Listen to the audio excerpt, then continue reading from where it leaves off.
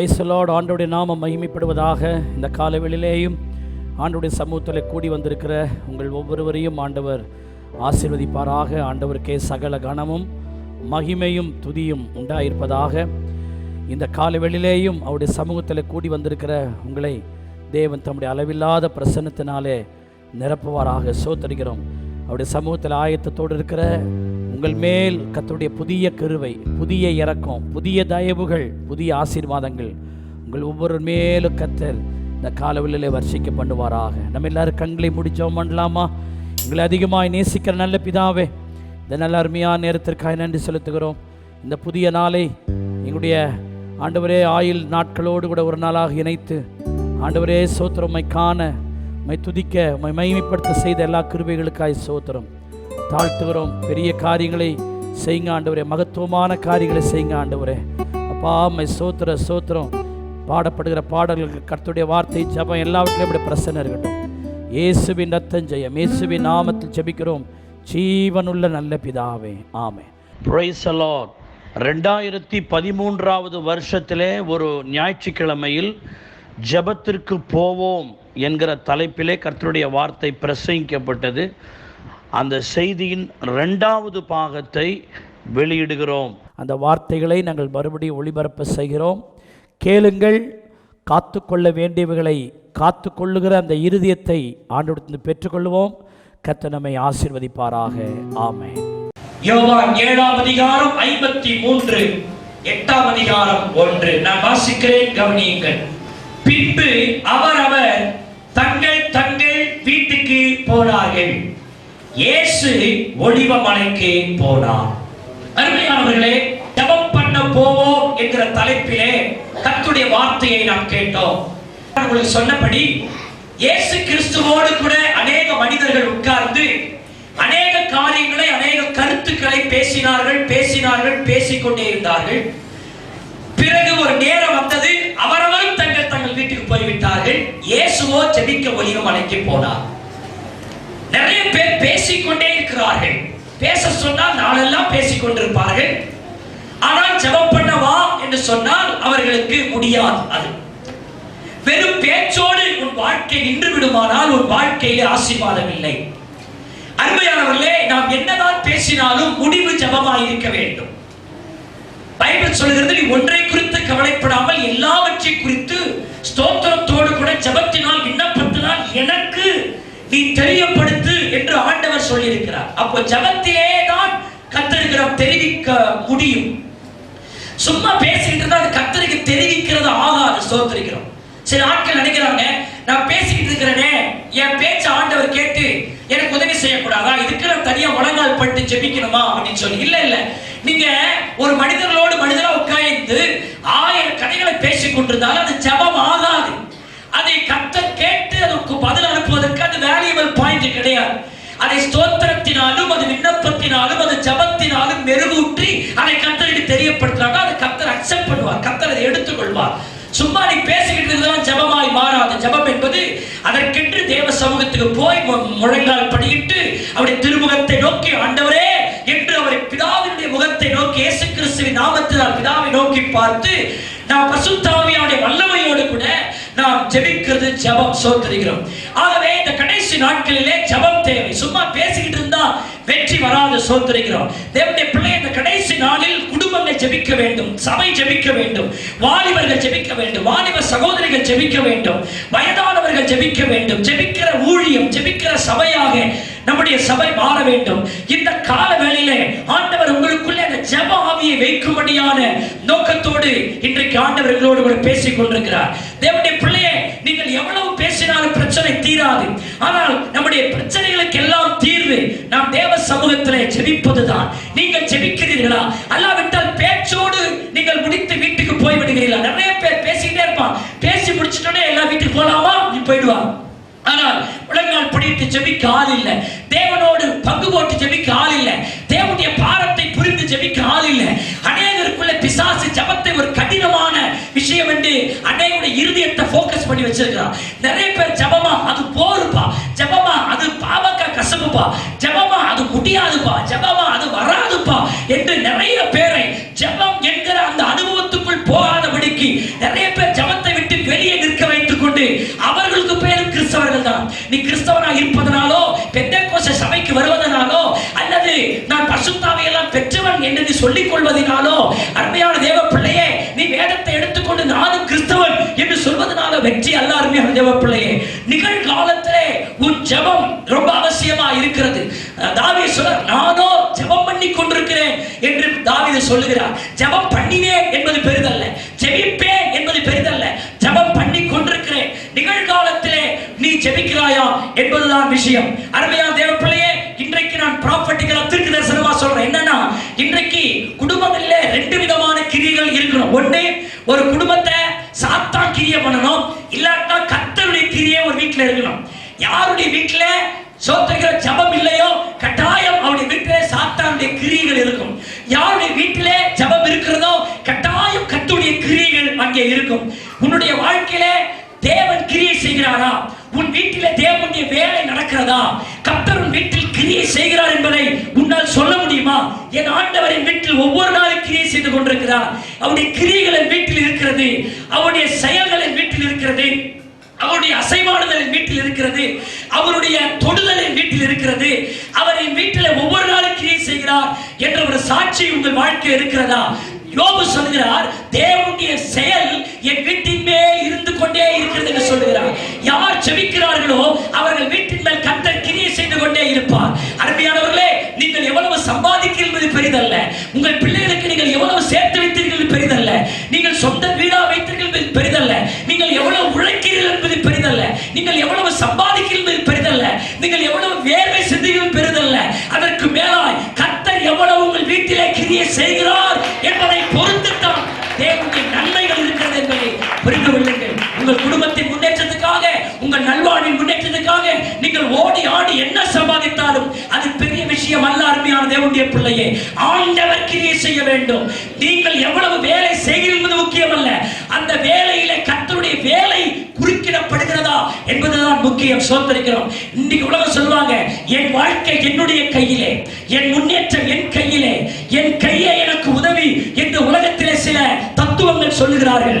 அது தேவ பார்வையில குப்பையான தத்துவம். அருமையானவர்களே, ஒரு விசுவாசி சொல்ல வேண்டியது என்னவென்றால், ரெண்டு கைகள் எனக்கு உண்டு, ஆனால் இந்த ரெண்டு கைகளுக்கு மாறாக மூன்றாவது ஒரு கரமாகிய இயேசு கிறிஸ்துவினுடைய கரம் இணைக்கப்படும் பொழுதுதான் என்னுடைய வாழ்க்கையே அர்த்தமாகிறது. ஹல்லேலூயா! எல்லாரும் சேர்ந்து சொல்லுங்க, நான் எவ்வளவு சம்பாதித்தாலும், கீழே சொல்ல, எவ்வளவு உழைத்தாலும், எவ்வளவு வேர்வை சிந்துகிறேனோ, எவ்வளவு முயற்சி எடுக்கிறேனோ, அதெல்லாம் இரண்டாவது பட்சம் தான். கர்த்தர் எவ்வளவு கிரியை செய்கிறார் என் வீட்டில், அதுதான் பெரிய முக்கியம். அல்லேலூயா! பைபிள் சொல்கிறது, கர்த்தர் வீட்டை கட்டவிட்டால் கட்டாராகில் அதை கட்டுகிறவருடைய பிரயாசம் இருந்தா. பாத்தீங்களா? நீங்க கட்டுறது முக்கியம் இல்ல, உங்க கூட சேர்ந்து கர்த்தர் கட்டுறாரா என்பதுதான் முக்கியம். சோதரிக்கிறோம். கர்த்தர் நகரத்தை காவல் காக்காவிட்டால் அதை காக்கிறவர்கள் விருதான். சோத்திரம். தேவ பிள்ளையே, எவ்வளவு பேர் உங்க வீட்டை காக்குறாங்க, நீங்க எவ்வளவு காக்குறீங்க என்பது பெரிய பாதுகாப்பு அல்ல. இயேசு உங்கள் வீட்டை எப்படி காக்கிறார், அதுதான் பாதுகாப்பினுடைய நிதர்சனம். அருமையான தேவனுடைய பிள்ளையே, நீங்கள் உங்களுடைய பிள்ளைகளையோ உங்களுடைய வீட்டையோ உங்களுக்கு உண்டானவைகளையோ நீங்கள் எவ்வளவு காக்கிறீங்க, அந்த முன்னேற்றத்துக்கு எவ்வளவு உழைக்கிறீங்க என்பது பெரிதல்ல. கர்த்தர் அதன் மேல் கிரியை செய்கிறாரா, அவருடைய கிரியை இருக்கிறதா என்பதான் முக்கியம். அப்ப யார் வீட்டில் கர்த்தர் கிரியை செய்வார்? ஜெபிக்கிறவருடைய வீட்டில், ஜெபிக்கிறவருடைய வாழ்க்கையில் கர்த்தரால் சும்மா இருக்கவே முடியாது. அவர் கிரியை செய்து கொண்டே இருப்பார். அல்லேலூயா! தேவனுடைய பிள்ளையே, ஜெபம் அவசியம். போன வாரம் நான் சொன்னேன், ஏரோது இயேசுவை பார்க்க விரும்பினான். அவன் பார்க்க விரும்புகிறான் என்பதற்காக தேவன் தன்னுடைய ஜெபத்தை விடவில்லை. அவர் ஜெபிக்கும்படி ஒரு மலை ஏறினார் என்று சொல்லி பார்த்தோம். சீஷர்கள் வந்தார்கள், ஆண்டவரே உங்களுடைய நாமத்தில் அந்த ஊழியம் செஞ்சோம், இந்த ஊழியம் செஞ்சோம்னு பெரிய ஒரு பட்டியலை அடுக்கினார். கர்த்தர் சொன்னார், வாயை மூடுங்கப்பா, கொஞ்சம் ஜெபிக்க கொஞ்சம் வாங்கப்பா அப்படின்னு சொல்லி ஜெபத்திற்கு அழைத்து சென்றார் என்பதை நான் போன வாரம் சொன்னேன். இன்றைக்கு லூக்கா 6ஆம் அதிகாரம் 11ஆம் வசனம் 12ஆம் வசனத்தை என்னோடு கூட திருப்பிக் கொள்ளுங்கள். இயேசு கிறிஸ்துவின் ஜெப வாழ்க்கை எப்படிப்பட்டதா இருந்தது?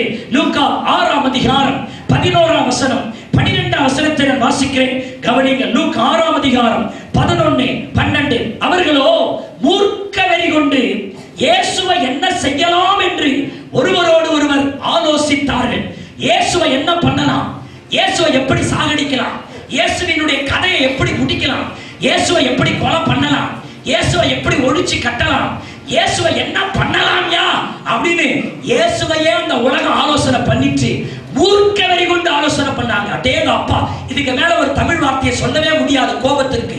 மூர்க்க வெறி கொண்டு ஆலோசனை பண்ணாங்க இயேசு எப்படி ஒழிச்சு கட்டலாம்னு. ஆனா இயேசுவா என்ன ஒழிச்சு கட்டுறதுக்கு ஆலோசனை பண்றீங்க, உங்களை ஒழிச்சு கட்டுறதுக்கு நான் ஆலோசனை பண்றேன்னு அவர் ஒரு விதமான ஆலோசனை பண்ணல. அவர்கள் ஆலோசனை பண்ணி கொண்டிருக்கிற அந்த நாட்களில் இயேசு ஜெபம் பண்ண மலையின் மேல் ஏறினார். கைகளை தட்டி கர்த்தரை ஸ்தோத்திரம் பண்ணுவோம். கையை தட்டுறீங்க நீங்க நல்லா. இயேசுவினுடைய ஜெபவாக்கியை பாருங்க. ஹalleluya, ஹalleluya. இன்னைக்கு இந்த கூட்டத்துக்கு வந்திருக்கிற உங்களுக்கு பார்த்த ஆண்டவருடைய வார்த்தை கடந்து வருது. தேவனுடைய பிள்ளையே, இன்னைக்கும் உங்களுடைய குடும்பத்தை என்ன ஆக்கலாம், என்ன பண்ணலாம்னு உங்க தெருவில் இருக்கிறவங்களுக்கு விரோதமா ஆலோசனை பண்ணிட்டு இருக்கலாம். ஒருவேளை உங்களுடைய குடும்பத்தோட தனிப்பட்ட வாழ்க்கையை எப்படி கெடுக்கலாம்னு உங்க கூட வேலை செய்யறவங்க ஆலோசனை பண்ணிக்கிட்டு இருக்கலாம். ஒருவேளை உங்களுடைய குடும்ப முன்னேற்றத்தை தடுக்கிறதுக்கு உங்க சொந்தக்காரனே ஒரு ஆலோசனை பண்ணி திட்டம் தீட்டிட்டு இருக்கலாம். ஒருவேளை நீங்க முன்னேறக்கூடாதுன்னு சொல்லி உங்களுக்கு விரோதமா எதையாவது செய்ய வேண்டும் என்று சொல்லி மந்திரவாதியின் உதவிகளை நாடி, பில்லி சூனியம் வைக்கிறவருடைய உதவியை நாடி, இவன் எங்களை விட அதிகமா வளர்ந்துட்டு போறான், அவனுக்கு ஏதாவது கொஞ்சம் கெட்ட காரியம் நடக்கணும், ஆகவே அவனுக்கு ஏதாவது ஒன்று செய்யலாம்னு சொல்லி உங்களுக்கு கெட்ட காரியங்களை செய்யும்படிக்கு சிலர் ஆலோசனை பண்ணி கொண்டிருக்கலாம். உங்களோடு ரொம்ப சிநேகிதமாய் பழகி கொண்டிருக்கிறவளா இருக்கலாம். ஆனால் அவருடைய இருதயமோ உங்களுடைய முன்னேற்றத்தை குறைக்க வேண்டும் என்று சொல்லி ஆலோசனை பண்ணி கொண்டிருக்கலாம். சில விஷயம் உங்க காதுக்கு வரலாம், சில விஷயம் உங்க காதுக்கு வராம போகலாம். ஆனா அருமையான தேவனுடைய பிள்ளையே, உங்களுக்கு விரோதமாய் என்ன செய்யலாம் என்று ஆலோசனை பண்ணுகிற அந்த ஆலோசனையை ஜெயிக்கிறதுக்கு ஒரே வழி உண்டு. அந்த வழி நீங்கள் ஆண்டவருக்கு முன்பதாய் முழங்கால் படியிட்டு பரிசுத்த ஆவியிலே நிரம்பி பிதாவை நோக்கி கண்ணீர் விட்டு ஜெபிக்கும் பொழுது உங்களுக்கு விரோதமாக எழும்புகிற எவ்வளவு பெரிய ஆலோசனையா இருந்தாலும் பலத்தினால் அல்ல, பராக்கிரமத்தினால் அல்ல, நடுகிறவனால் அல்ல, நீர் பாய்ச்சுகிறவனால் அல்ல, விளைய செய்கிறவனாலே ஆகும், கர்த்தருடைய ஆவியினாலே ஆகும். அருமையான தேவனுடைய பிள்ளையே, உன் ஜெபத்திற்கு அடங்காதது எதுவுமே இல்லை, உன் ஜெபத்திற்கு மடங்கி போகாதது எதுவுமே இல்லை. ஜெபத்திற்கு மிஞ்சின வல்லமை இந்த உலகத்தில் இல்லவே இல்லை. ஹalleluya. ஆகவே ஜெபத்தை நம்புங்கள். ஜெபத்தை விட பெரிய சிபாரிசு இந்த உலகத்தில் இல்லை. ஜெபத்தை விட ஒரு அரசியல்வாதி ஒன்று செய்துவிட முடியாது, ஜெபத்தை காட்டிலும் ஒரு பெரிய பணக்காரனை செய்துவிட முடியாது என்பதை விசுவாசிகள் கருத்திலே கொள்ள வேண்டும். அருமையான தேவனுடைய பிள்ளையை, எல்லாரும் ஆலோசனை பண்ணி கொண்டிருக்கிறார். இயேசுவை என்ன செய்யலாம், அவருடைய ஊழியத்தை என்ன செய்யலாம், அவருடைய வாழ்க்கை என்ன செய்யலாம். இயேசு நமக்கு நல்ல முன்மாதிரி. இயேசுதான் நமக்கு மாதிரிகளை பின்வைத்து போயிருக்கிறார். அவர் என்ன செய்தார், ஊர்க்க வெறி கொண்டவனுக்கு விரோதம் என்ன செய்தார், அந்த ஆலோசனை தகர்க்க என்ன செய்தார், அவர் மலையின் மேல் ஜெபிக்க அவர் கடந்து போகிறார். அவருக்கு தெரியும் எந்த ஆலோசனையும் ஜெபம் அது முறியடிக்க வல்லமை உள்ளதாக இருக்கிறது. எந்த ஒரு ஆலோசனைகளையும் அதை அபத்தமாக்கி போட இயேசு வல்லவராய் இருக்கிறார். அல்லேலூயா. என்ன செய்யலாம் என்கிற அந்த ஆலோசனையை முறியடிக்கிற ஒரே ஆயுதம் ஜெபம் தான். அல்லேலூயா. இதே போன்ற ஒரு சம்பவத்தை அப்போஸ்தலர் 7ஆம் அதிகாரம் 54 55 சோத்திரிக்கிறார். அப்போஸ்தலர் 7ஆம் அதிகாரம் 54 55 நீங்கள் குறித்துக் கொண்டால் அங்கே ஸ்தேவானுக்கு விரோதமாக அநேக சோத்திரிக்கிற எதிராளிகள் என்ன செஞ்சார்களா, சோத்திரிக்கிறான், மூர்க்க வெறி கொண்டு சோத்திரிக்கிறான். அருமையான தேவனுடைய பிள்ளையே, அவனுக்கு விரோதமாய் பற்களை கட்டித்து ஸ்தோத்திரம். அப்படிதான் வருது வசனாங்க. வெறி கொண்டு, மூர்க்க வெறி கொண்டு பற்களை நர கட்டிச்சு இந்த ஸ்தேவானை என்னடா பண்ணலாம் அப்படின்னு நினைத்தாங்களா. ஆனா ஸ்தேவானை குறித்து பைபிள் சொல்வது அவர் பரிசுத்த ஆவியில நிறைந்து ஜெபித்தார். அல்லேலூயா, அல்லேலூயா. உங்களுக்கு விரோதமாய் பற்கடிக்கிறவன், உங்களுக்கு விரோதமாய் மூர்க்க வெறி கொள்ளுகிறவனுக்கு நீங்கள் கொடுக்க வேண்டிய பதிலடி ஜெபமே. அருமையான தேவனுடைய பிள்ளையை, ஜெபம் தான் அதற்கு பதிலடியே ஒழிய மாற்று காரியம் பதிலடி கிடையாது. இதை ஒரு விசுவாசி நன்றாய் புரிந்து கொள்ள வேண்டும். அருமையான தேவனுடைய பிள்ளையை நீங்க நன்றாய் கொஞ்சம் கவனித்து பாருங்கள். நான் ஊழியம் செஞ்சுட்டு இருக்க ஒரு 10 வருஷத்துக்கு முன்னாடி மூலகுளத்துல குண்டுசாலைன்னு ஒரு பகுதி இருக்கு. அது அப்படியே பாத்தீங்கன்னா திடீர் நகர்னு ஒரு நகர் இருந்து இருந்ததாங்க. எல்லாம் குறை, ஃபுல்லா குறையெல்லாம் இருந்தது. பல மாத்தி அம்மா நகர், சோத்திரிகள் நடராஜ நகர் பிரிச்சுட்டாங்க சோத்திரிகள். அப்போ அந்த மாதிரியான நாட்களிலே அந்த குடிசை பகுதியிலே சென்று ஊழியம் செய்வோம். அப்போ ஒரு வீட்டுக்குள்ள நான் வார வாரம் அந்த பகுதியில் ஊழியம் செய்யும் பொழுது ஒரு ஒரு ஒரு கூரைக்குள்ள நுழைவேன். அங்க ஒரு அம்மா இந்து சகோதரி ரொம்ப ஆர்வமா சர்ச்சைக்கு வருவாங்க. சோத்திரிகள் ரொம்ப ஏழை குடும்பம், ஆனாலும் இயேசுவை பக்தி. அந்த அந்த இந்து மார்க்கத்திலிருந்து இயேசுவை இப்போதான் நம்பிட்டு இருக்கிறான். ஆனா நான் அந்த வீட்டுக்கு வர்றது அவன் கணவருக்கு பிடிக்கவே பிடிக்காது. சோத்திரிக்கிறோம். அவர் என்னை பார்த்துட்ட உடனே பல்ல கடிப்பா இருப்பாருங்க. உலகத்துல அப்படி பல்லு கடிச்சவன இது வரைக்கும் பார்த்ததே இல்லை. அப்படி சத்தம் கேட்கும். சோத்திரிக்கிறோம். அதுக்கு பேசாம என்ன சொல்லியிருக்கலாம், ஏன்டா என் வீட்டுக்கு வர நீ வெளியே போறான்னு சொல்லியிருக்கலாம். ஆனா அதையும் அவன் சொல்லலை. கடைசி வரைக்கும் இந்த வார்த்தையை அவன் சொல்லவே இல்லை. ஆவியானவர் சொல்ல விடல. சோத்திரிக்கிறோம். பல்ல கடிக்க அனுமதி கொடுத்தாரு போல இருக்கு. இவனை வராதன்னு சொல்றதுக்கு, ஏன்னா அவன் குடும்பத்தினுடைய தலைவர். நீங்க எங்க வீட்டுக்குள்ள இயேசுவை பற்றி சொல்றத வரக்கூடாது அப்படின்னு ஒரே வார்த்தை சொல்ல போக முடியாது. தடுத்திருக்கலாம், ஆனால் தடுக்க முடியல. பல்ல மட்டும் கடிப்பான். அவர் கடிச்சா அவனை பார்த்தா எனக்கு பயம் வந்துடும். ஆனால் நான் அவன் பக்கமே பார்க்கறது இல்லை. சோத்தரிக்கிறோம். இந்த சகோதரியை பார்த்து வசனத்தை சொல்லிட்டு இருப்பேன். அவன் பல்ல கடிப்பான். ஜெபிச்சுட்டு இருக்கும் போதே அந்த சத்தம் கேட்கும். நாங்க விட மாட்டோம். அந்த சத்தத்தை விட இந்த ஜப சத்தத்தை அதிகமாக்கும். அப்படியே பல்லு கடிச்சு கடிச்சு கடிச்சு அது ஒரு அசுத்த ஆவி. சோத்தரிக்கிறோம். ஒரு நாள் அந்த பல்லு கடிச்ச அந்த ஆளையும் சோத்திரி ரட்சித்து கத்த சபைக்கு கொண்டு வந்தாங்க. இப்ப அந்த ஆளு யாருன்னு கேட்டா நீங்க பார்த்துட்டு பல்லு கடிச்ச பிறந்தாட்டு நீ கிண்டல் பண்ணுவீங்க. அதனால அப்படியே சொல்லாம அப்படி சொல்லிட்டு போறேன். சோதரிக்கிறோம். அருமையான தேவனுடைய பிள்ளைகளை நான் எதுக்கு சொல்றேன்னா, எந்த மனுஷனையும் கத்தர் இழுப்பதற்கு வல்லமை உள்ளவராக இருக்கிறார். அருமையான தேவனுடைய பிள்ளை, எந்த மனுஷனும் இயேசுவினுடைய வார்த்தைகளை சொல்லவும் முழங்கால் படியிடவும் அவன் சோதரிக்கிறோம் ஒப்பு கொட்டே ஆக வேண்டும் என்று சொன்னால், மேலே வானத்தில் கீழே பூமியில் அவருடைய நாமமே அல்லாமல் வேறு ஒரு நாமம் இல்லை. ஜபத்துக்கு மிஞ்சினது எதுவுமே கிடையாது. அல்லேலூயா. அருமையான தேவ பிள்ளையை பாருங்க, நமக்கு விரோதமாக ஆலோசனை பண்ணாலும், நமக்கு விரோதமாய் பற்கடித்தாலும், நமக்கு விரோதமாய் என்ன செய்யலாம்னு நினைத்தாலும் அவனுக்கு பதிலடி கொடுப்பது ஜபம் தான். அல்லேலூயா. இன்றைக்கு உங்க வாழ்க்கை அநேக எதிர்ப்புகள், அநேக பிரச்சனைகள், அது பல கோணங்களில், பல விதங்களில், பல மனிதர்களின் மூலமாக இருக்கலாம், யாரா இருக்கலாம். அதற்கு பதிலடி நீங்கள் கொடுக்கும் திரும்ப நீங்கள் இன்னொருவரோடு சேர்ந்து செய்யும் ஆலோசனை அதற்கு பதில் அல்ல.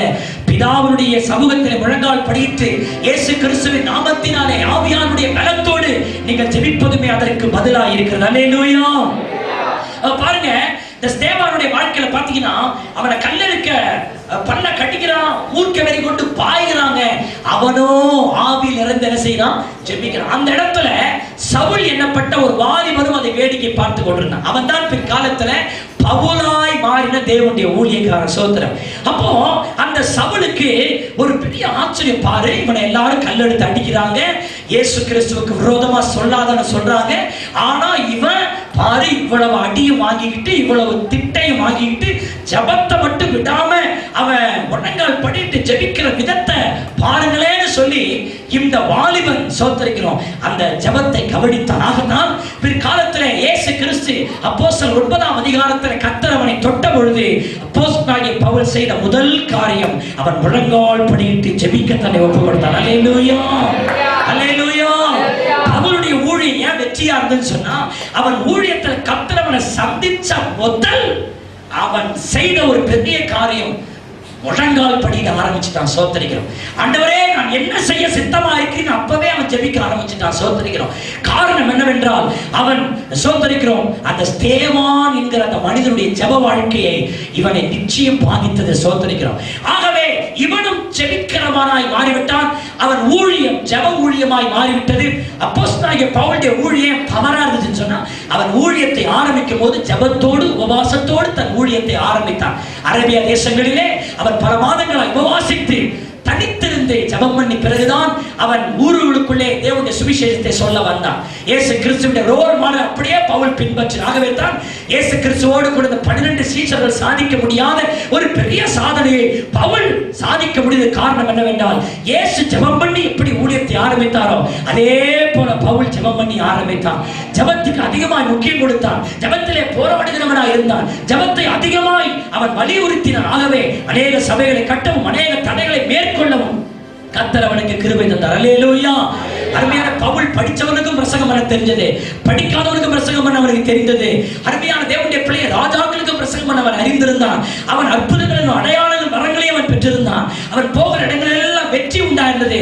பாடுகளும் சோதனைகள் ஒரு புறம் இருந்தாலும் அதையெல்லாம் கடந்து அவன் எல்லாவற்றையும் ஜெயிக்கிறவனா இருந்தான். காரணம் என்ன தெரியுமா?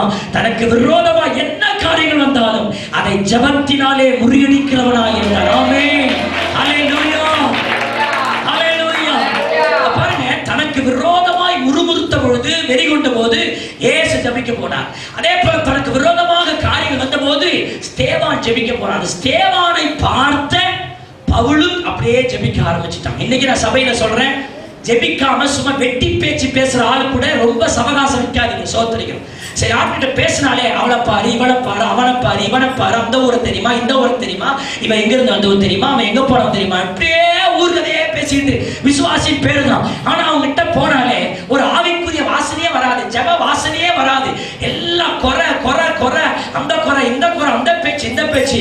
தேவப்பிள்ளை, அப்படிப்பட்ட ஆட்களோடு நீங்க சேர்ந்தீங்கன்னா உங்க ஆவி அமைச்சு போக. அருமையான தேவப்பிள்ளைகளே, ஆகவே ஜெபிக்கிற ஸ்பிரிட் உள்ள ஆட்கள், ஜெபம், அந்த ஜெபத்தை வலியுறுத்துகிறவர்கள், ஜெபத்தை முக்கியப்படுத்துகிறவர்கள், ஜெபத்தால் தான் எல்லாம் ஆகும் என்று ஜெபத்தை முன்னிலைப்படுத்துகிறவர்களோடு நீங்கள் அதிகமாக நீங்கள் இணைந்து கொள்ளலாம். ஏனென்றால் நீங்களும் ஜெபத்தில் வளருவீர்கள். எனக்கு ஒன்று தெரியும், ஜெபம் என்பது ஒரு தொற்று வியாதி. ஜெபிக்கிறவர்களை நீங்கள் உற்று கவனித்தால் நீங்களும் ஜெபிக்க வேண்டும் என்ற எண்ணங்களால் ஆளப்படுவீர்கள். ஜெபம் என்பது ஒரு கொள்ளை நோயை போல. அந்த ஜெபம் இன்னொரு ஜெபிக்கிறவனை அது உற்பத்தி ஆகும் என்பதை நான் நன்றாய் அறிந்திருக்கிறேன். அருமையான தேவனுடைய பிள்ளைகளே, ஜெபிக்கிறவனை உற்று கவனியுங்கள். ஆண்டவரே, இதுபோல நானும் ஜெபிக்கிறவனாய் மாற வேண்டும் அப்பா. ஏதோ வந்து சும்மா வந்து நான் சபைக்கு போற ஆனா அல்ல ஆண்டவரே, நான் ஜெபிக்கிறவனாய் மாற வேண்டும். தன்னன் தனியாய் முழங்கால் படித்து உம்மோடு கூட உறவாடுகிறவனாய் மாற்றும் ஆண்டவரே. ஜெபத்தை ஏதோ பாவக்க கசப்பா இல்ல, விரும்பி வேண்டி நான் ரொம்ப அன்பு கூர்ந்து அதை ரொம்ப நான் நேசித்து நான் ஜெபிக்கத்தக்கதான அந்த ஜெப கிருபை எனக்கு தாங்க ஆண்டவரே என்று சொல்லி ஆண்டவருடைய சமூகத்தில் பாத்தீங்கன்னா நம்ம நல்லா ஜெபிக்கிறவர்களோடு நம்ம நல்ல ஐக்கியம் கொள்ளணும். ஒரு பாஸ்டர் ஒரு கிளியை வளர்த்தாங்க. அந்த கிளி 3 வார்த்தை சொல்லுமா, ஆமென், அல்லேலூயா, ஸ்தோத்திரம். இந்த வார்த்தையை அந்த பாஸ்டர் அந்த கிளிக்கு சொல்லி கொடுத்தாரு. அது வரவங்க போறவங்க எல்லாரையும் பார்த்து ஆமென், அல்லேலூயா, ஸ்தோத்திரம். என்னங்க, ஆமென், அல்லேலூயா, ஸ்தோத்திரம். இது சொல்லிட்டே இருக்குமா, ஸ்தோத்திரம். அருமையான தேவனுடைய பிள்ளைகளே, அதே இடத்துல இன்னொரு பாட்டி அம்மா ஒரு கிளியை வளர்த்தாங்க. அந்த கிளியும் 3 வார்த்தை சொல்லுவான். தப்பா யாரும் சொல்லி கொடுத்துருக்காங்க. பாட்டி எப்போ சாவ, இதுதான் அந்த கிளி சொல்ல தெரியும்.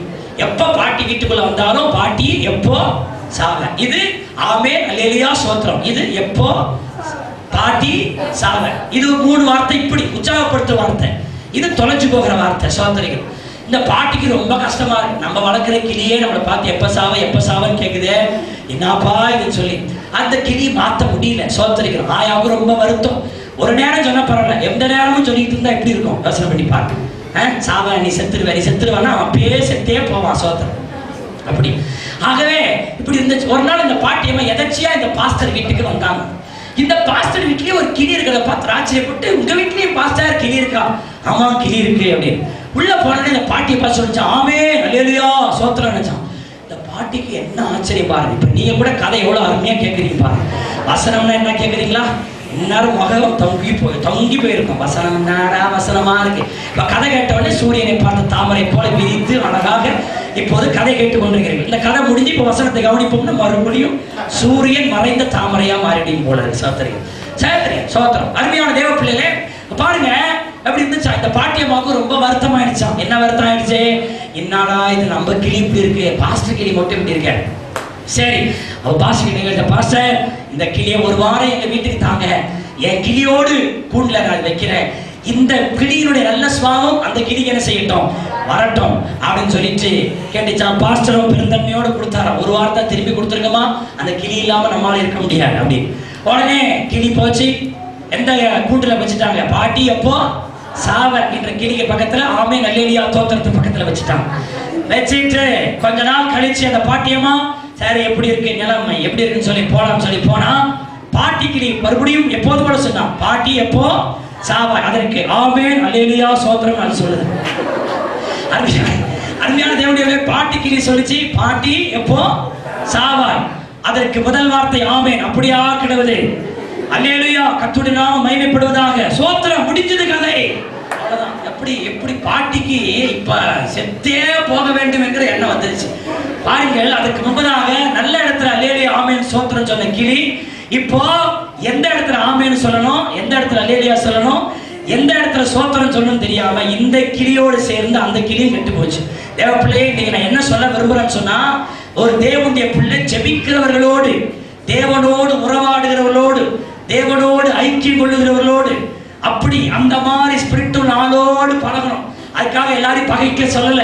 ஒரு ஆளுடைய காரியம் என்ன நேரமும் மனுஷ பேச்சே பேசிக்கிட்டு உலக காரியத்தை பேசிட்டு இருக்கிறாங்கன்னா நீங்க பிரதர் நல்லா இருக்கீங்களா சோத்திரம் பிரதர் நைசா நழுவிடுங்க சோத்திரிக்கிறோம். சும்மா அவங்களோட பேசிட்டு இருந்தா உங்க ஆவிக்குரிய வாழ்க்கை என்ன செய்யும்? கராயப்படும். தேவ பிள்ளையை கர்த்தருடைய வருகை ரொம்ப சீக்கிரமா இருக்கிறது. ஜெப வாழ்க்கை நம்ம குறைஞ்சிடக்கூடாது. நாளுக்கு நாள் ஜெபத்துல முன்னேறிக்கிட்டே போகணும். ஜெபிக்கிற விஷயத்துல முன்னேறிட்டு போகணும். சோத்திரம் ஜெபிக்கிற மணிக்கணக்கில் முன்னேறிட்டு போகணும். ஜெபிக்கிற பக்தியில முன்னேறிட்டு போகணும். ஜெபிக்கிற பரிசுத்தத்துல முன்னேறிட்டு போகணும். இந்த கடைசி காலம் இயேசு கிறிஸ்துவின் வருகை ரொம்ப சீக்கிரமா இருக்கிறது. ஆகவே இனி சம்பவிக்க போகிற இவைகளுக்கெல்லாம் தப்பி மனுஷகுமாரனுக்கு நிற்க பாத்திரவான்களா எண்ணப்படுவதற்கு சபையானது எப்பொழுது ஜெபம் பண்ணி விழித்திருக்க வேண்டும். சபைக்கு இன்றைய தேவை ஜெப ஜீவியம். அல்லேலூயா, அல்லேலூயா. அருமையான தேவனுடைய பிள்ளைகளே, பவுல் ஜெபிக்கிறவனாய் இருந்தான். சோத்திரிக்கிறோம். இந்த ஜெபம் எதையெல்லாம் செய்ய வல்லமை உள்ளது. அப்போஸ்தலர் 16ஆம் அதிகாரத்துல நீங்க 16ஆம் வசனத்தை பார்த்தீங்கன்னா, ஜெபம் பண்ணுகிற இடத்திலே லீதியாள் என்கிற சகோதரி ரட்சிக்கப்பட்டான். அப்போ ஜெபம் பண்ணா ஒரு ஆத்துமாவை ரட்சிக்கிற பவர் பிரேயருக்கு இருக்குது. சோத்திரிக்கிறோம். அது மாத்திரமல்ல, அப்போஸ்தலர் 16ஆவது அதிகாரம் 18ஆம் வசனத்தை பாருங்க. ஜெபம் பண்ண போகையில் குறி சொல்லுகிற ஆவி உள்ள ஒரு பெண்ணை சோத்திரிக்கிறோம் பவுல் கண்டு சோத்திரிக்கிறோம் அந்த ஆவியை விரட்டினான். அந்த ஆவி அந்நேரமே அந்த பெண்ணை விட்டு போய் அந்த பெண் என்ன ஆனா விடுதலை ஆனார்.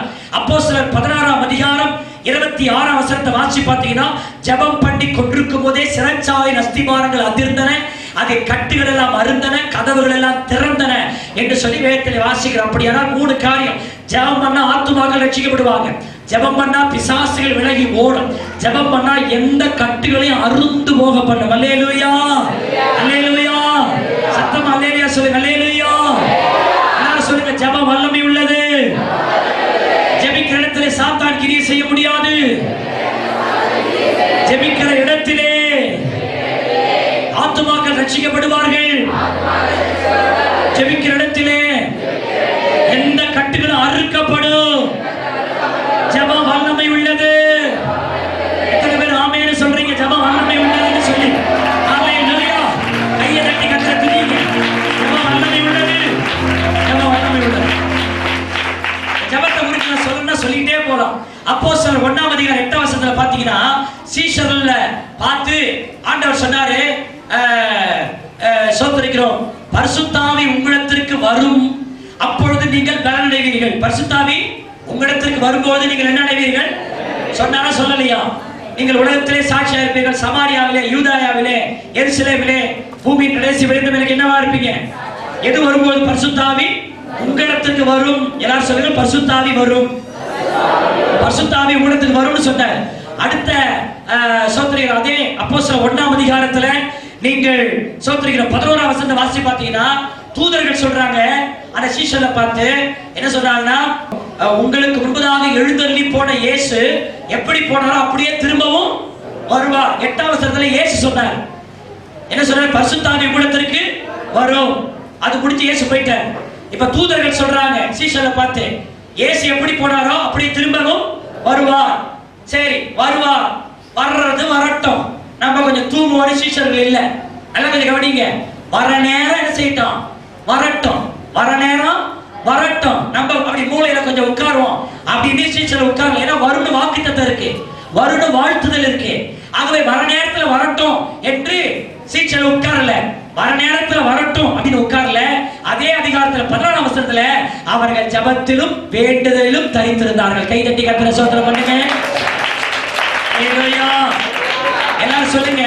வர நேரம் வரட்டும் என்று வாளாக அல்ல, வாஞ்சையோடு ஜெபிக்கிற தேவ பிள்ளைகளாய் நாம் மாற வேண்டும்.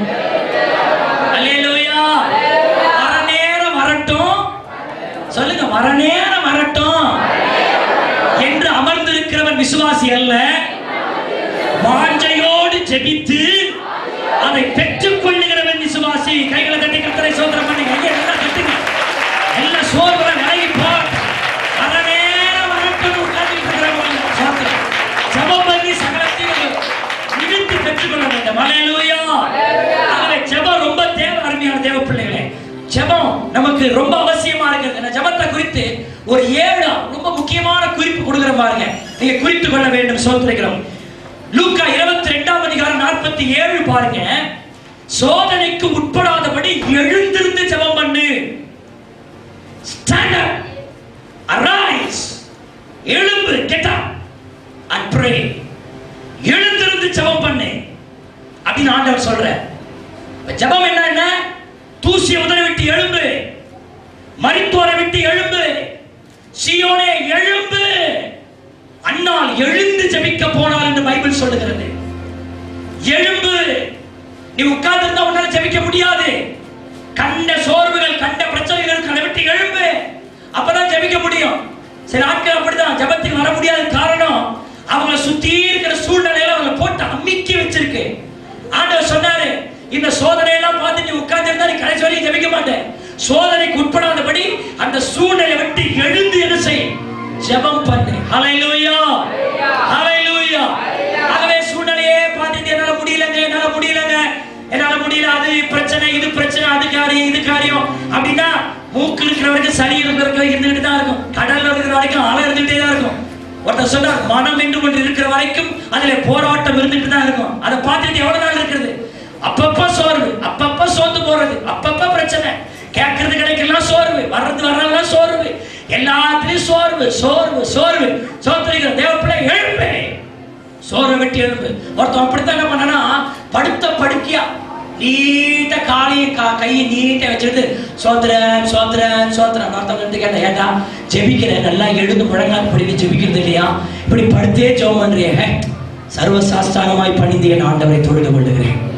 எப்படி இருக்கு? என்ன விளக்கம் இது? என்ன வியாக்கியானம்? ஒருவேளை இந்த பொய்யவர் படைத்தவர் விசுவாசி யாராவது சொல்லிச்சோ? அவங்களுக்கு தான் இப்படிப்பட்ட வார்த்தையெல்லாம் வெளிப்பாடுலாம் வருமோ? படுத்திருந்த ஸ்தோத்திரம் பண்ண அது கொடுக்குற வியாக்கியானம் என்ன? கர்த்தரை சர்வசாஸ்தாங்கமாய் பணிந்து ஜெபிக்கிறேன். ஒரு புலவர் அப்படித்தான் ரயில்வே பிளாட்ஃபார்ம் நடந்து போயிட்டே இருந்தானா, தடுமாறி கீழே விழுந்துட்டார். நல்லா தெரியுது, ஐயோ தமிழ் புலவர் விழுந்துட்டார் உடனே என்னடாவது நம்ம எல்லாரும் விழுந்துட்டு அசிங்கமா சொல்ல போறாங்கன்னு சொல்லிட்டு நினைக்க போறான்ட்டு டக்குன்னு அந்த ஆள் என்ன பண்ணானா, தரையை போட்டு நீச்சல் அடிக்கிற மாதிரி கையையும் காலையும் இப்படி பண்ணானா. என்னையா பண்ற? கீழே விழுந்துட்டு பார்க்க வந்து என்னையா பண்ற? பாரத மாதாவின் மடியில் நான் தவிழ்ந்து கொண்டிருக்கிறேன். இது கீழே விழுந்தா மீசையில மண்ணோட்டுங்க. நீ கால் திட்டு இடது கீழே விழுந்து நல்லா தெரிந்து அப்பட்டமா ஒரு காரியம். அதுக்கு என்ன பண்ற? இப்போ தவழுறாராம். அது மாதிரி நம்ம சொல்ற, நான் ஆண்டவரை சர்வசாஸ்தாங்கமாய் பணிந்து கத்த. இந்த கதையெல்லாம் செல்ல தேவ பிள்ளையை எழும்பு, அதிகாலையில எழும்பு. கர்த்தருடைய இரவு நேரங்களில் விழிப்பு கொடுக்கும் போதெல்லாம் எழும்பி ஜெபம் பண்ணு. கர்த்தருடைய ஜெபிக்கும்படி கட்டி எழுப்பும் போதெல்லாம் ஜெபம் பண்ணு. எழுந்து ஜெபம் பண்ணு. எழும்பு அப்படின்னு ஆண்டவர் சொல்லுகிறார். மாத்திரமல்ல, மார்க்கு 14ஆம் அதிகாரம் 38ஆம் வசனம், சோதனைக்கு உட்படாதபடி விழித்திருந்து ஜெபம் பண்ணு. இது செகண்ட் பாயிண்ட். விழித்திருந்து ஜெபம் பண்ணு. எழுந்திருந்து ஜெபம் பண்ணு என்பது இன்னொரு கோணம். விழித்து ஜெபம் பண்ணு. தூக்க கலக்கம், நிறைய பேருக்கு அசதி, நிறைய பேருக்கு தூக்க மயக்கம். இதனாலே அநேகருடைய வாழ்க்கையில ஜெபம் இல்லை.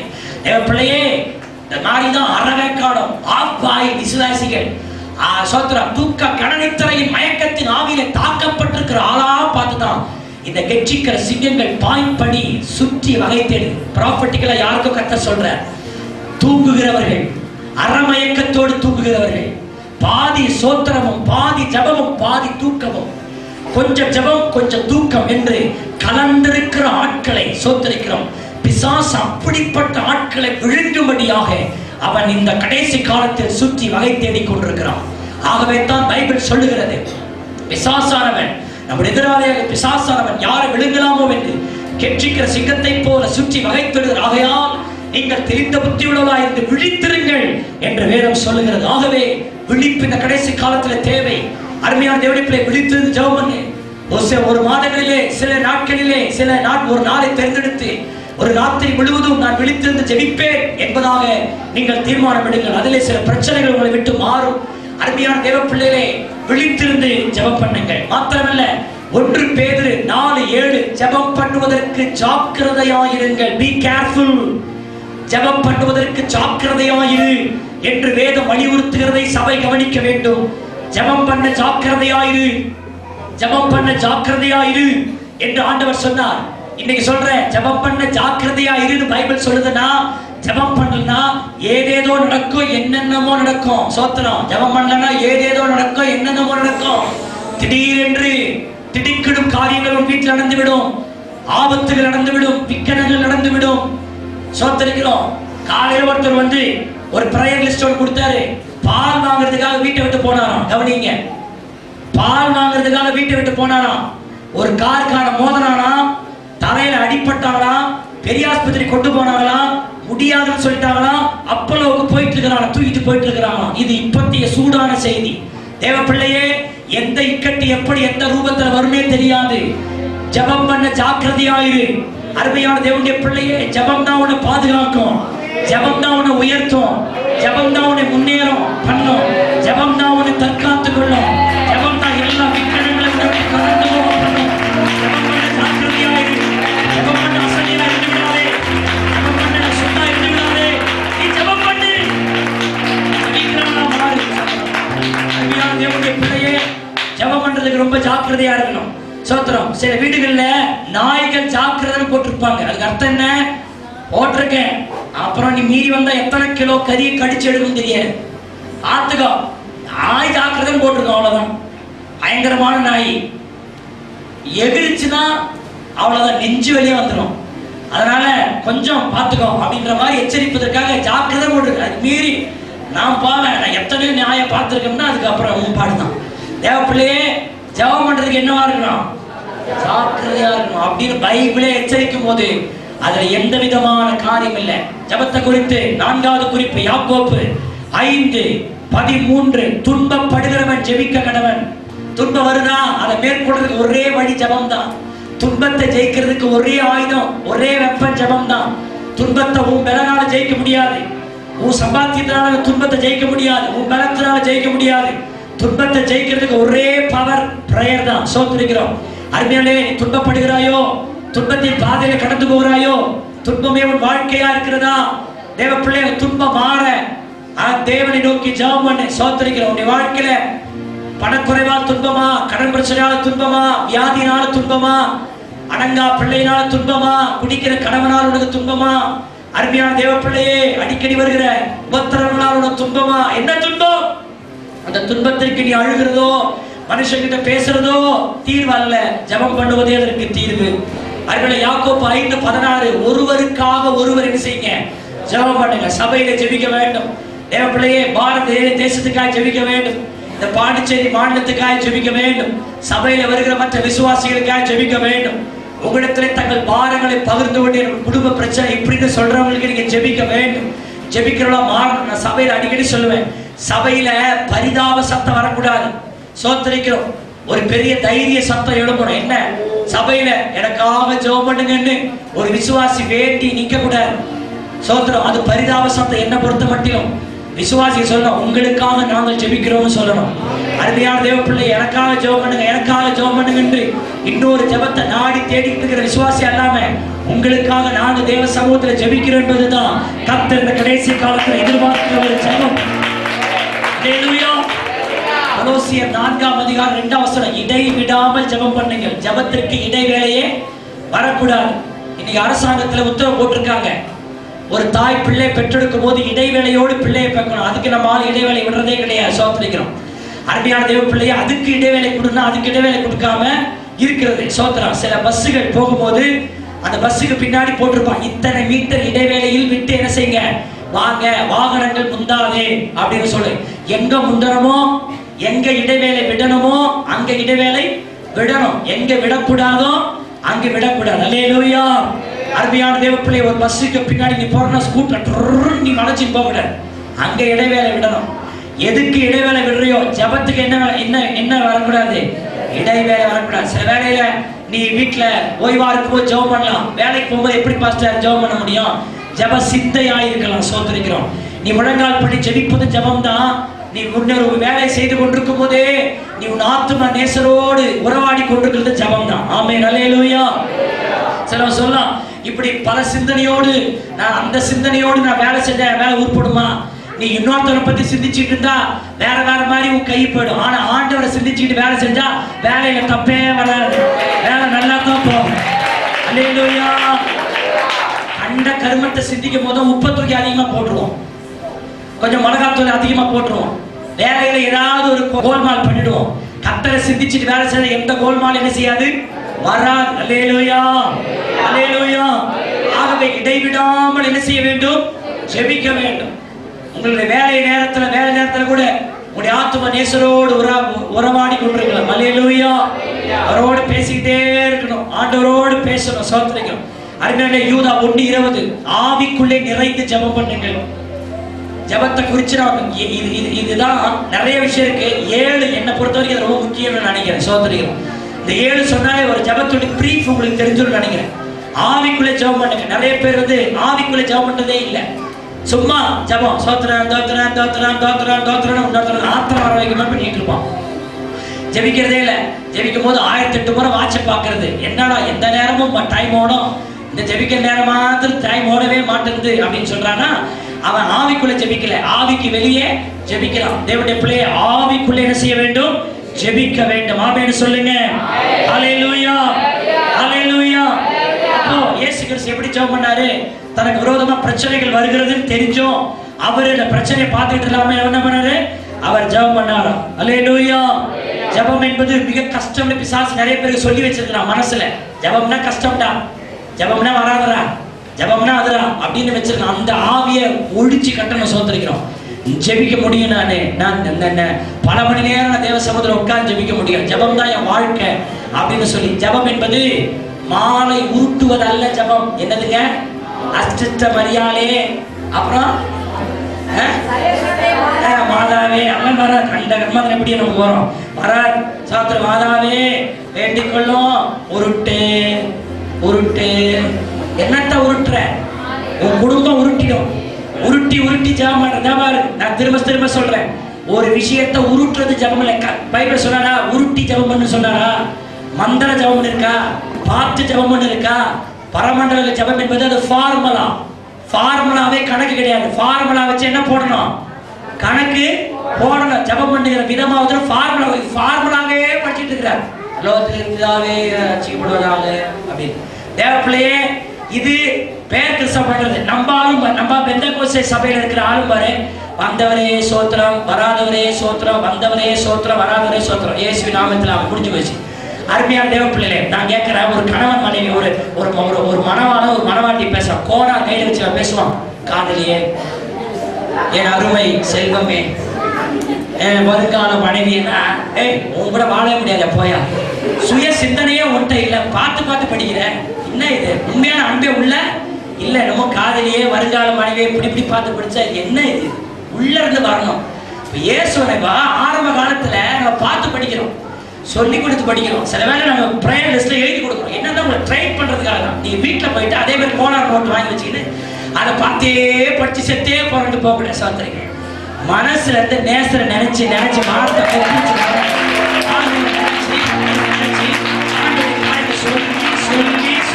சொல்லி கையை கட்டு சொல்லி ஆண்டவர் காரியங்களை சொல்லி கண்ணை துதித்து உள்ளத்தின் ஆழத்தின் ஆழத்தில் ஜபம் பண்ண வெளியே ஹல்லேலூயா. சொன்னதே சொல்லி கிடியா அப்படி இருக்கிற சோத்திரிக்கிறேன். அருமையான தேவ பிள்ளைகளே, ஜபம் ஊற்று போல வரணும். ஜபம் என்பது சொல்லுவதல்ல, ஜபம் என்பது என் ஆண்டவரோடு பேசுவது. சில சொல்லுவாங்க ஜபம் சொல்லிட்டு போகல. ஆமா, சொல்லிட்டு போறோம். நாங்க ஜபம் சொல்லிட்டு போறோம், சொல்றது இல்லை. ஜபம் என்பது தேவனை நோக்கி பார்த்து பேசுவது. என்னை உண்டாக்கினவரை நோக்கி நான் பார்த்து பேசுவேன், அவரோடு உறவாடுவது. ஹல்லேலூயா, ஹல்லேலூயா. நான் சொல்றேன், தேவப்பிள்ளை ஜபத்துல வளருங்க. சும்மா பார்த்து சொல்ற அனுபவம் இல்லை. குழந்தால் படிக்கும் போது உள்ளத்துல ஆவியானவர் எடுத்து குறிப்பை கொடுத்துட்டே இருக்கும். அந்த அனுபவத்துக்கு நீங்க வரணும். அது ஆவிக்குள்ள ஜெபிக்கும் போதுதான் ஆண்டவரே குறிப்புகளை கொடுப்பாரு, வார்த்தைகளை கொடுப்பாரு. அது மாடு உள்ளது வந்துகிட்டே இருக்கும். சோத்திருக்கிறாங்க. ஜபத்தை நிறுத்தவே மனசு வராது. நான் அதை அனுபவிச்சிருக்கேன். நீங்க அனுபவிச்சிருக்கீங்களா? அருமையான தேவ பிள்ளைகளே, அந்த அனுபவம் உள்ளவங்க ஜெபத்தை நிறுத்தவே மாட்டேன்னு சொல்றாங்க. அல்லேலூயா. நமக்கே புதுசா இருக்கு. ஜெபம் என்பது ஒரு சொல்லி கொடுக்கிற பாருங்க. ஜெபம் என்பது தேவனோடு பார்த்து பேசுவது. ஜெபம் என்பது தேவனுடைய பிரசன்னத்தில் நுழைந்து அந்த பிரசன்னத்தில் அமர்ந்திருப்பது ஜெபம். ஆமென். To enter the present and sit the present. சோதரம். எல்லாரும் சொல்லுங்க, ஜெபம் என்பது கர்த்தருடைய பிரசன்னத்திலே நுழைந்து அந்த பிரசன்னத்திலே உட்கார்ந்து இருப்பது.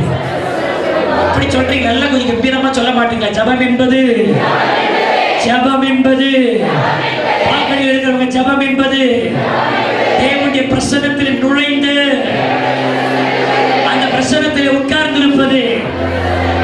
இந்த வெளிப்பாடு எனக்கு எப்ப வந்ததுன்னா, நான் மரியாள் தேவனுடைய பாதத்தின் அருகே உட்கார்ந்து இருந்த செய்தியை நான் தியானம் பண்ணிட்டு இருந்தேன். மரியாள் தேவனுடைய பாதத்தில் அமர்ந்திருந்தால், உட்கார்ந்திருந்தால் என்பதனுடைய விளக்கம் எனக்கு என்ன ஆவியான கொடுத்தாருன்னா, அவள் தேவனுடைய பிரசன்னத்திலே நுழைந்து தேவ சமூகத்தின் பிரசன்னத்திலே அது அமர்ந்திருக்கிறது. சோதரிகள், அதான் பிரேயர். அந்த பிரேயர் முடிக்கவே தோணாது, எழுந்திருக்கவும் தோணாது.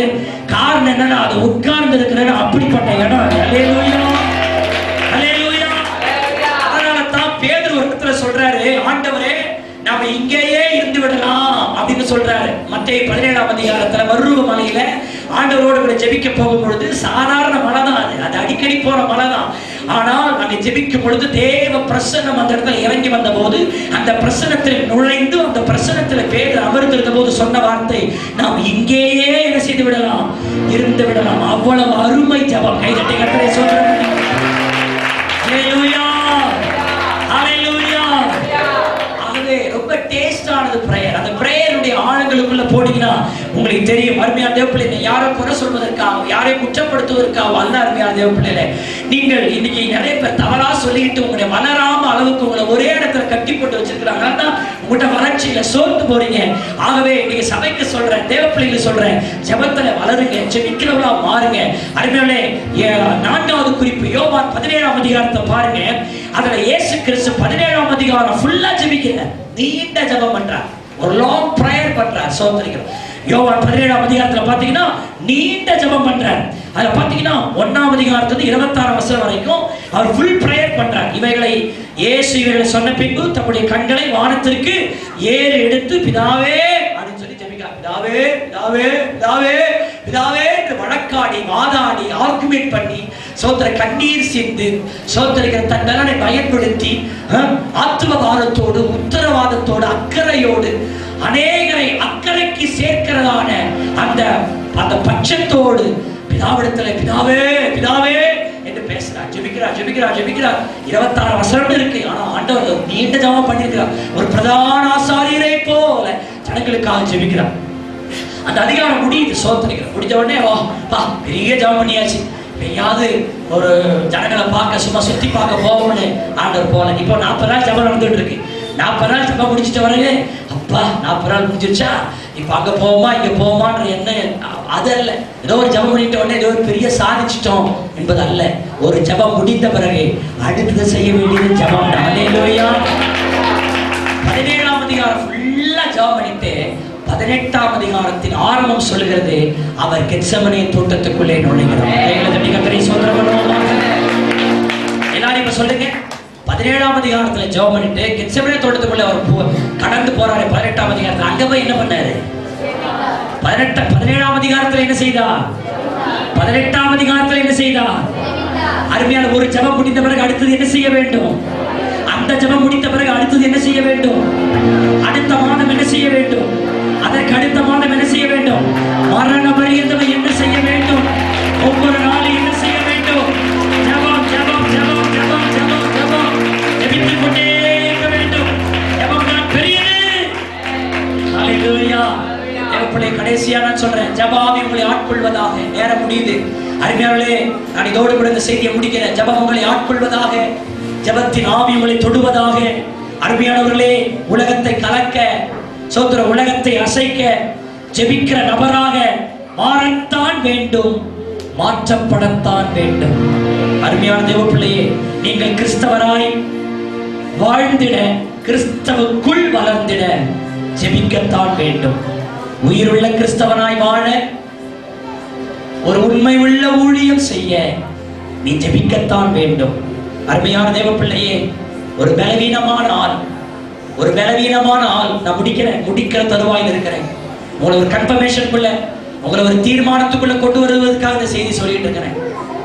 ஒரு தோளும் எலும்புமா இருக்கிற ஒரு மனிதன், உலகோட பார்த்து அற்பமா நினைக்கக்கூடிய பலவீனமான மனிதன் தான். ஆனால் அவன் சர்வ வல்லவருக்கு முதலை முழங்கால் படியிடும் பொழுது பாதாளமும் சத்துருவும் அவனை கண்டு நடுங்குகின்றன. பிசாசு மாம்ச பலத்தை கண்டு பயப்படுகிறவன் அல்ல, அவன் முழங்காலை கண்டு பயப்படுகிறவன்.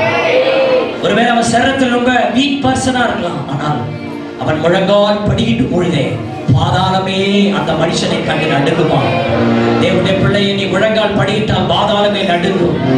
நீ முழங்கால் படித்து ஆவியிலிருந்து ஜெபிக்க ஆரம்பித்து விட்டால் பிசாசுகள் உன்னை கண்டு பயந்து ஓடும். நீ ஜெபிக்கிறவனாய் உன் வீட்டை நீ மாற்று. உன் வீட்டிலே ஜெப சத்தம் கேட்கட்டும். ஜெபிக்கிறவனாய் நீ மாறுபடி உன்னை ஒப்புக்கொடு.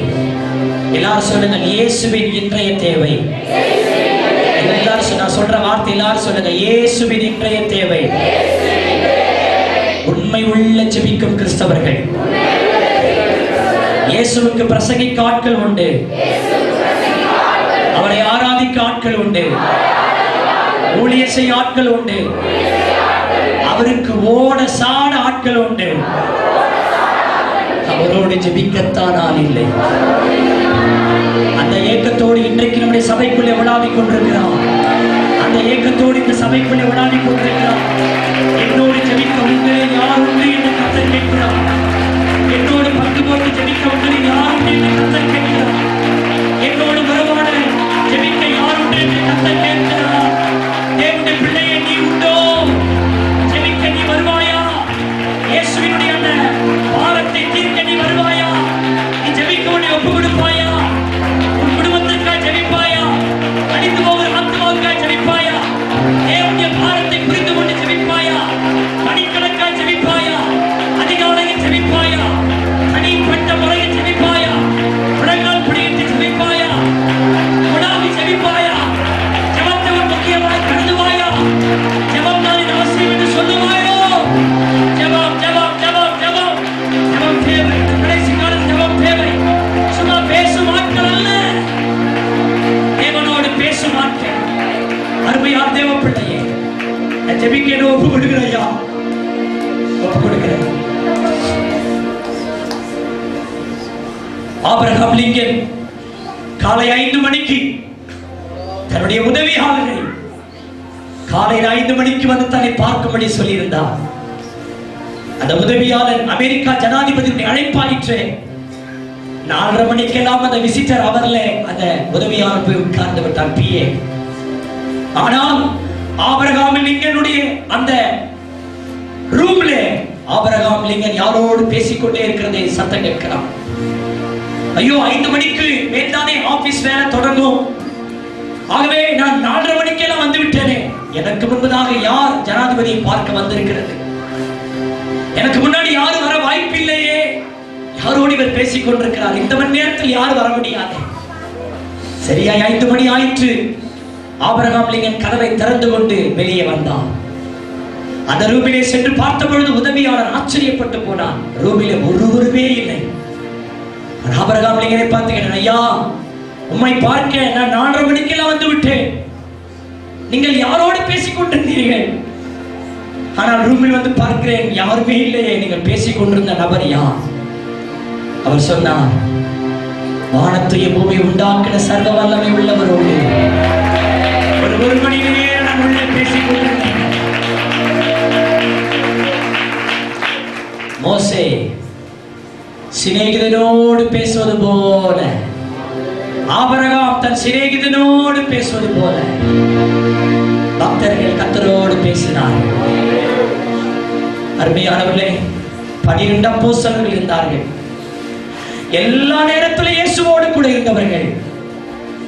அவர் ஜெபம் பண்ண கெத்செமனே தோட்டத்திலே இயேசுவோடு ஒருவருமே இல்லை. அந்த ஏக்கம் இன்றைக்கும் இயேசுவுக்கு தீரல. அந்த ஏக்கத்தோடு இன்றைக்கு சபையில விழாவி என் ஏக்கத்தை தீர்க்கும் நபராய் நீ இருப்பாயா? என்னோடு கூட சேர்ந்து ஜெபிப்பாயா என்று ஆண்டவர் கேட்கிறார். அந்த ஏக்கத்தின் கேள்வி உங்கள் காதிலே விழுகிறதா? தேவப்பிள்ளையே, பாரம்பரியமான கடைசி காலம் இது. இன்றைக்கு ஆண்டவர்களோடு பேசுகிறத உணர்கிறேன். அப்படி பேசின நபர்கள், ஒப்பு கொடுக்கிறவர்கள் தயவு செய்து எழுந்து நின்று இதோ இங்க ஜெபிக்கிற ஒப்பு கொடுக்கிறேன் அப்பா.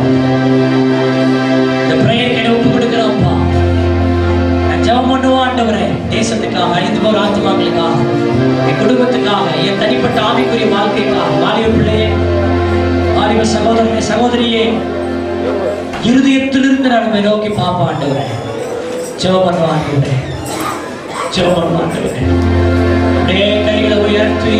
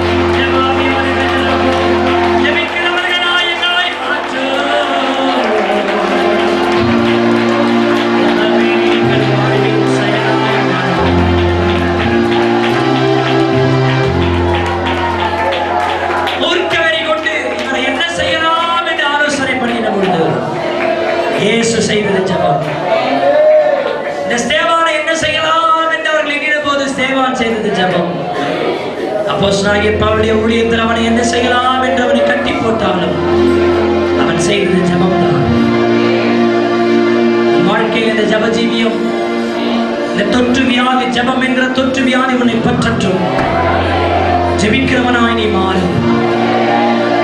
சபை ஜெபிக்கிற சபையாய் மாறட்டும். வாலிபர்கள் ஜெபிக்கிற வாலிபர்களாய் மாறட்டும்.